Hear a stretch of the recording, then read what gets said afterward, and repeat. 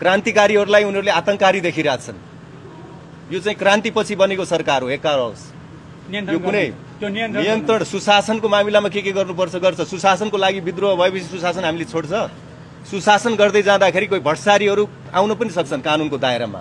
के छ अब पूर्व प्रधानमन्त्री र गृहमन्त्री कार्यालयमा गएर त्यो गलत क्रिया हो।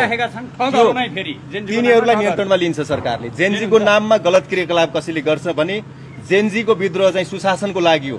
त्यो गलत क्रियाकलाप हो। त्यो चाहिँ सुशासन विरोधी क्रियाकलाप हो। त्यसलाई त सरकारले निगरानी गर्छ।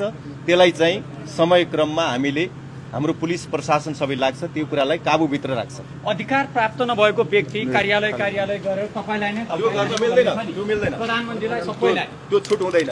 कानुन बमोजिम मात्रै चल्नुपर्छ। सुशासन विधिको शासनबाट सुरु हुन्छ। कानुन मानेर हैन तपाईहरुले सिस्टममा राखिदिनु सोध्दाखेरि